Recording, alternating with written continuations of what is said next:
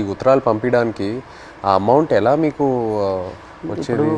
పెన్నుల మీద పేర్లు చేస్తాను నేను, ఒక్కొక్కరు ఒక్కొక్క పని నేర్చుకున్నాం. నాకైతే 2 వారాలు పట్టింది టైం. ఓకే.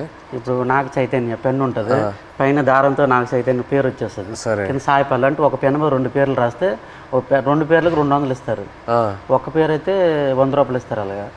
అలాగే రోజుకి 5-6 పెన్నులు అలా చేసేవాడిని. ఆ పెన్నులు వాళ్ళకి ఇస్తే ఖైదీలు ఏడు చేస్తారు, వాళ్ళకి బెయిల్ మీద వెళ్తారు కదా కోర్టుకి, వాళ్ళ ఫ్యామిలీకి ఇస్తారు కదా. ఆ డబ్బులతో మేము ఏంటంటే అప్పుడప్పుడు ఏదో గుడ్లు తెచ్చుకుంటూ కానీ మాంసం కానీ తినడం కానీ, 22 మందికి మరి మెయిన్ లీడర్ని కదా, వాళ్ళ గెడ్డలకు కానీ వాళ్ళ రింకిలకు కానీ బిస్కెట్లకు కానీ ముసలి వాళ్ళకి తెలియదు కదా, వాళ్ళకి డబ్బులు ఇచ్చేవాడిని గెడ్డలకి. సో ఒక్క ఉత్తరం పంపించడానికి ఎంత ఎంత అయ్యేది మీకు? అంటే ఒక 200-300-500 అంటే మా డబ్బులు ఉండవని తెలిసి ఏవో ఖర్చులు మట్టుకు పనులు చేస్తుంటాం. వాళ్ళకి ఇచ్చి అలాగే. ఎన్ని పేజీలు రాయొచ్చు ఒకసారి? ఎన్ని పేజీలు పంపించచ్చు ఉత్తరం? అంటే వైట్ పేపర్ మీద రాసి లోపల కవర్లో పెడతాం మేము.